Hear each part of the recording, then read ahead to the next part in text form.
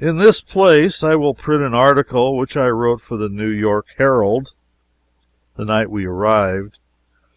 I do it partly because my contract with my publishers makes it compulsory, partly because it is a proper, tolerably accurate, and exhaustive summing up of the cruise of the ship and the performances of the pilgrims in foreign lands, and partly because some of the passengers have abused me for writing it, and I wish the public to see how thankless a task it is to put one's self to trouble to glorify unappreciative people. I was charged with rushing into print with these compliments. I did not rush. I had written news letters to the Herald sometimes, but yet when I visited the office that day, I did not say anything about writing a valedictory. I did go to the Tribune office to see if such an article was wanted, because I belonged on the regular staff of that paper, and it was simply a duty to do it. The managing editor was absent, so I thought no more about it. At night, when the Herald's request came for an article, I did not rush. In fact, I demurred for a while, because I did not feel like writing compliments then, and therefore was afraid to speak of the cruise, lest I be betrayed into using other than complimentary language. However, I reflected that it would be a just and righteous thing to go down and write a kind word for the Hajis. Hajis are people who have made the pilgrimage, because parties not interested could not do it so feelingly as I, a fellow Haji, and so I penned the valedictory. I've read it and read it again, and if there is a sentence in it that is not fulsomely complimentary to captain, ship, and passengers, I cannot find it. If it is not a chapter that any company might be proud to have a body write about them, my judgment is fit for nothing. With these remarks, I confidently submit it to the unprejudiced judgment of the reader. Return of the Holy Land Excursionists. The Story of the Cruise. To the Editor of the Herald: The steamer Quaker City has accomplished at last her extraordinary voyage and returned to her old pier at the foot of Wall Street. The expedition was a success in some respects, and some it was not. Originally it was advertised as a pleasure excursion. Well, perhaps it was a pleasure excursion, but certainly did not look like one. Certainly it did not act like one. Anybody's and everybody's notion of a pleasure excursion is that the parties to it will of a necessity be young and giddy and somewhat boisterous. They will dance a good deal, sing a good deal, make love, but sermonize very little. Anybody's and everybody's notion of a well-conducted funeral is that there must be a hearse and a corpse, and chief mourners and mourners by courtesy, many old people, much solemnity, no levity, and a prayer and a sermon withal. Three-fourths of the Quaker City's passengers were between 40 and 70 years of age. There was a picnic crowd for you. It may be supposed that the other fourth was composed of young girls, but it was not. It was chiefly composed of rusty old bachelors and a child of 6 years. Let us average the ages of the Quaker City pilgrims and set the figure down as 50 years. Is any man insane enough to imagine that this picnic of patriarchs sang, made love, danced, laughed, told anecdotes, dealt in ungodly levity? In my experience, they sinned little in these matters. No doubt it was presumed here at home that these frolicsome veterans laughed and sang and romped all day and day after day, and kept up a noisy excitement from one end of the ship to the other, and that they played blind man's buff or danced quadrilles and waltzed on moonlight evenings on the quarter-deck, and that at odd moments of unoccupied time they jotted a laconic item or two in the journals they opened on such elaborate plan when they left home, and then scurried off to their whist and euchre labors under the cabin lamps. If these things were presumed, the presumption was at fault. The venerable excursionists were not gay and frisky. They played no blind man's buff. They dealt not in whist. They shirked not the irksome journal, for alas, most of them were even writing books. They never romped. They talked but little. They never sang, save in the nightly prayer meeting. The pleasure ship was a synagogue, and the pleasure trip was a funeral excursion without a corpse. There is nothing exhilarating about a funeral excursion without a corpse. A free, hearty laugh was a sound that was not heard oftener than once in 7 days above those decks or in those cabins, and when it was heard, it met with precious little sympathy. The excursionists danced on 3 separate evenings, long, long ago. It seems an age. Quadrilles of a single set, made up of 3 ladies and 5 gentlemen, the latter with handkerchiefs round their arms to signify their sex, who timed their feet to the solemn wheezing of a melodeon. But even this melancholy orgy was voted to be sinful, and dancing was discontinued. Pilgrims played dominoes when too much Josephus or Robinson's Holy Land researches or book writing made recreation necessary. For dominoes is about as mild and sinless a game as any in the world, perhaps, excepting maybe the ineffable insipid diversion they call croquet, which is a game where you don't pocket any balls and don't carry 'em on anything of any consequence. When you are done, nobody has to pay, and there are no refreshments to saw off, and consequently there isn't any satisfaction whatever about it. They played dominoes till they were rested, and then they blackguarded each other privately till prayer time.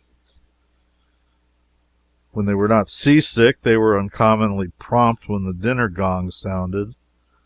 This was our daily life on board the ship: solemnity, decorum, dinner, dominoes, devotions, slander. It was not lively enough for a pleasure trip, but if we had only a corpse it would have made a noble funeral excursion. It's all over now, but when I look back, the idea of these venerable fossils skipping forth on 6 months' picnic seems exquisitely refreshing. The advertised title of the expedition, the Grand Holy Land Pleasure Excursion, was a misnomer. The Grand Holy Land Funeral Procession would have been better, much better. Wherever we went, in Europe, Asia, or Africa, we made a sensation, and I suppose I may add, created a famine. None of us had ever been anywhere before. We all hailed from the interior. Travel was a wild novelty to us, and we conducted ourselves in accordance with the natural instincts that were in us, and trammeled ourselves with no ceremonies, no conventionalities. We always took care to make it understood that we were Americans. Americans. When we found that a good many foreigners had hardly ever heard of America, and that a good many more knew it was only a barbarous province away off somewhere that had lately been at war with somebody, we pitied the ignorance of the old world, but abated no jot of our importance. And many a simple community in the Eastern Hemisphere will remember for years the incursion of the strange horde in the year of our Lord, 1867, that called themselves Americans and seemed to imagine in some unaccountable way that they had a right to be proud of it.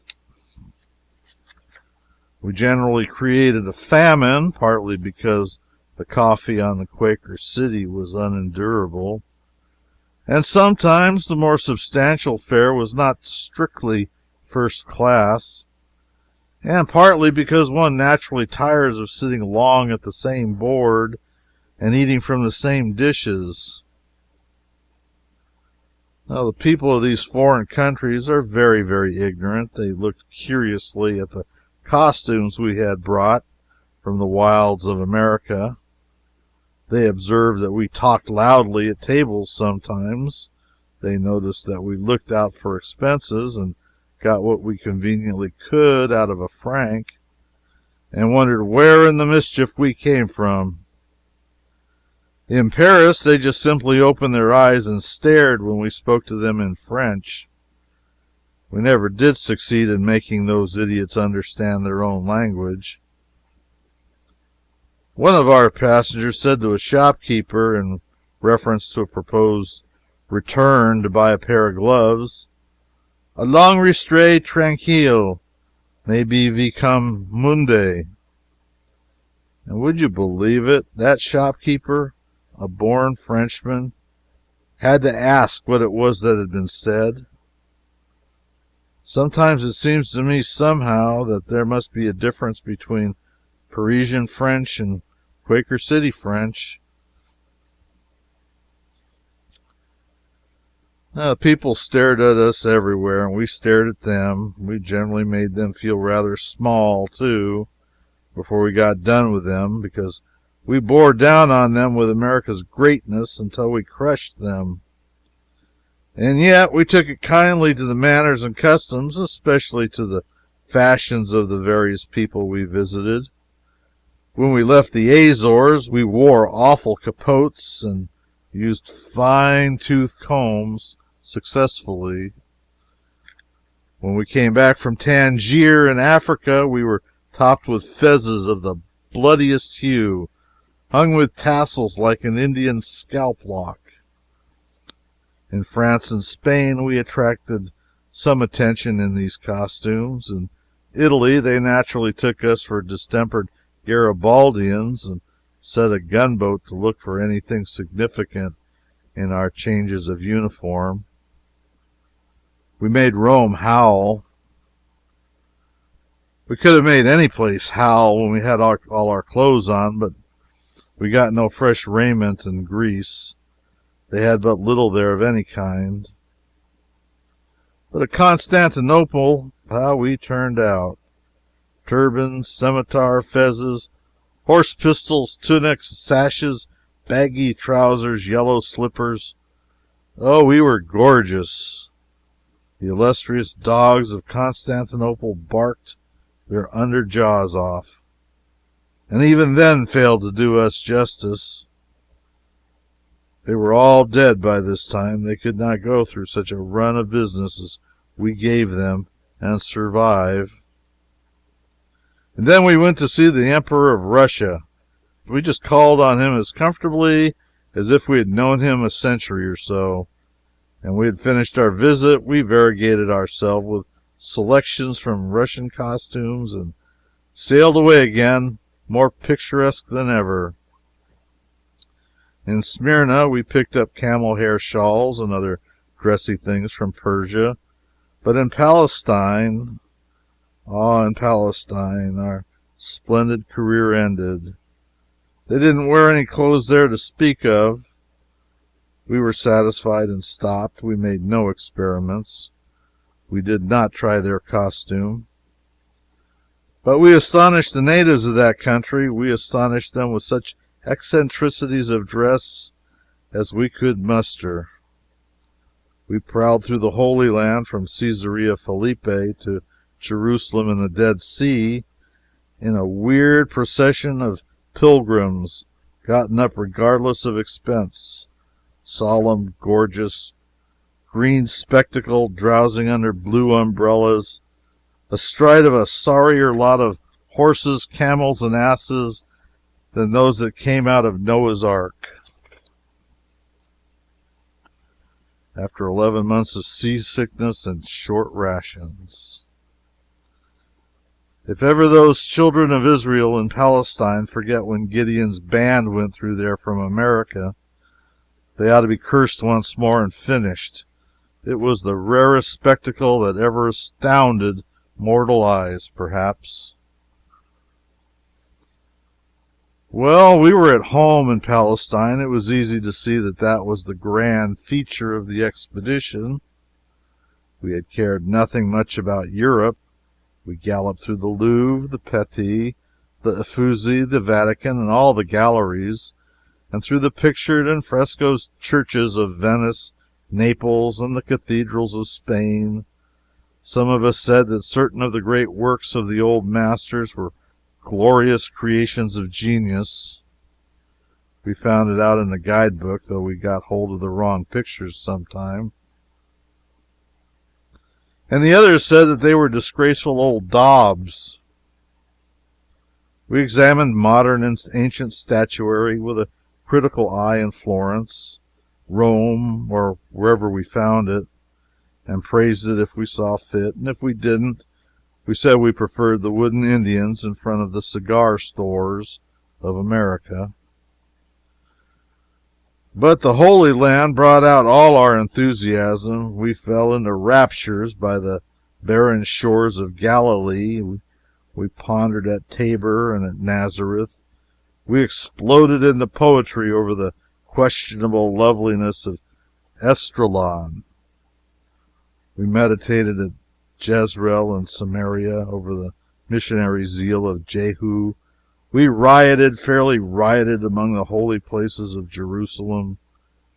We bathed in Jordan and the Dead Sea, reckless whether our accident insurance policies were extra hazardous or not, and brought away so many jugs of precious water from both places that all the country from Jericho to the mountains of Moab will suffer from drought this year, I think. Yet the pilgrimage part of the excursion was its pet feature, and there's no question about that. After dismal, smileless Palestine, beautiful Egypt had few charms for us. We merely glanced at it and were ready for home. They wouldn't let us land at Malta, quarantine. They would not let us land in Sardinia, nor at Algiers, Africa, nor at Malaga, Spain, nor at Cadiz, nor at the Madeira Islands. So we got offended at all the foreigners and turned our backs upon them and came home. I suppose we only stopped at the Bermudas because they were in the program. We did not care anything about any place at all. We wanted to go home. Homesickness was abroad in the ship. It was epidemic. If the authorities of New York had known how badly we had it, they would have quarantined us here. The grand pilgrimage is over. Goodbye to it, and a pleasant memory to it, I am able to say in all kindness. I bear no malice, no ill will toward any individual that was connected with it, either as passenger or officer. Things I did not like at all yesterday, I like very well today, and now that I am home, and always hereafter, I shall be able to poke fun at the whole gang if the Spirit so moves me to do, without ever saying a malicious word. The expedition accomplished all that its program promised that it should accomplish, and we ought all to be satisfied with the management of the matter. Certainly. Bye-bye, Mark Twain. I call that complimentary. It is complimentary. And yet, I never have received a word of thanks for it from the Hajis. On the contrary, I speak nothing but the serious truth when I say that many of them even took exceptions to the article. In endeavoring to please them, I slaved over that sketch for 2 hours and had my labor for my pains. I never will do a generous deed again.